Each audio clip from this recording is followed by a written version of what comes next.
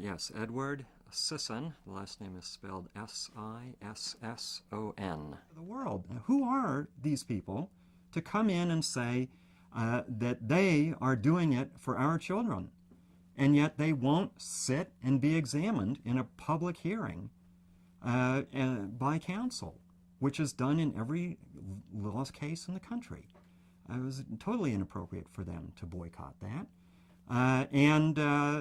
And what we find, and what I have found, is they will only consent to participate in events where they basically control the title and the forum and bias it in the way that they think will make them look the best and make the challengers look the worst.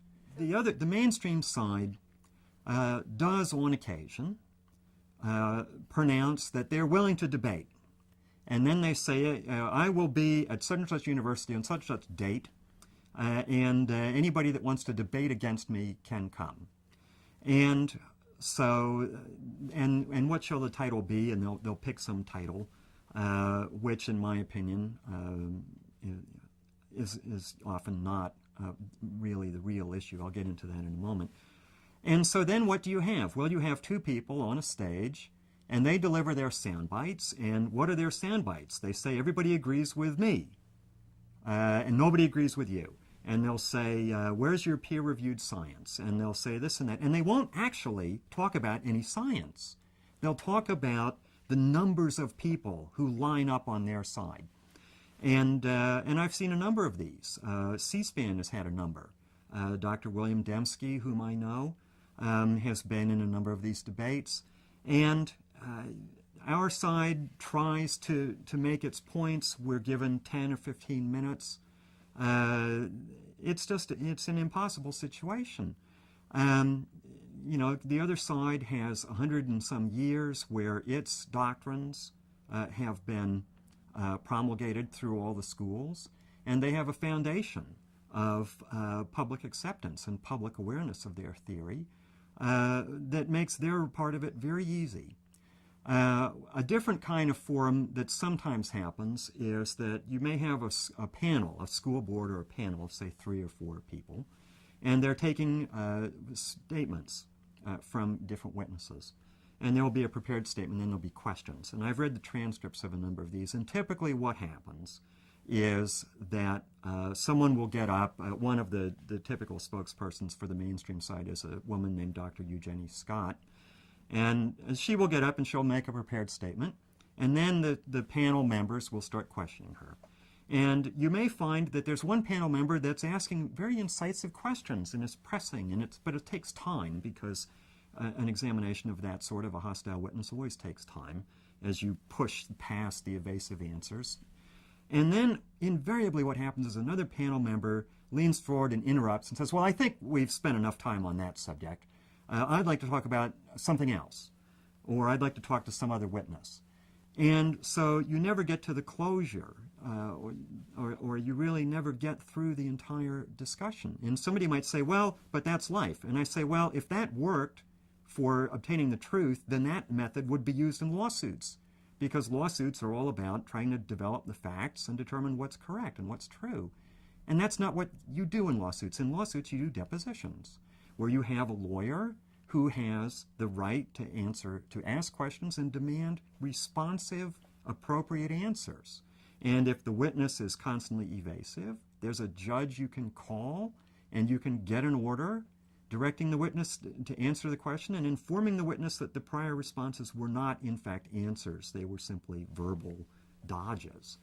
And sometimes it takes days. I've been in cases where our own PhD finance witnesses have been deposed for 5 solid days. That is normal. And when you are dealing with a theory that is being taught to tens of millions of Americans, and has been taught to tens of millions of Americans every year for decades, that kind of examination is appropriate, given the impact of that theory on America as a whole. I'm sure the other side, the mainstream side, would object and say this is unreasonable. Well, I must respectfully deny that it is unreasonable. In fact, I think it is immensely reasonable given the vast sums of money that every government, both the state and federal level, spends to teach this theory, that is all comes from we, the taxpayers, and is all spent teaching the children of the taxpayers. If the people's elected officials decide that such deposition questioning is appropriate, the other side must present their witnesses and undergo it. Legal recourse, the format in Kansas, and in fact it was Topeka, not Kansas City, but was voluntary. It was not a judicial proceeding. It was the elected State Board of Education, which was simply doing fact-finding. And they had no subpoena authority. Instead, what the school board did was set aside 6 days to take testimony, full, long days. And our side had the first 3 days, and the other side had the second 3 days. And they were in successive weeks. So we had the first week, the other side had the second week. And so John Calvert, who was a lawyer who's been active in this area for many years, put together a list of expert witnesses to testify for the minority viewpoint, the challenger viewpoint. And the other side, after some hemming and hawing, announced that they would boycott. And the American, I believe it's the American Association for the Advancement of Science, issued a press release supporting the boycott and describing the hearings as, quote-unquote, an event, a pejorative description designed to make everyone think that what was going on in Topeka, Kansas, was an event rather than a legitimate fact-finding inquiry. And I think anyone who looks at the format of those hearings will agree that it was a fair and legitimate format. It was all put on video. The transcripts were all put online by the Kansas State Board of Education. Anyone can look at it. I think it was quite fair, and I think that the other side did a disservice to the people of Kansas and the American people in general by failing to appear. I mean, I, a moment ago, held up the book, Molecular Biology, the Cell, 4th edition. I think that the authors of that book should have come. I would have been delighted to question them on many of the assertions in that book, which I believe are utterly unfounded. They're not founded on anything stated in the book, nor anything cited by the book anywhere else.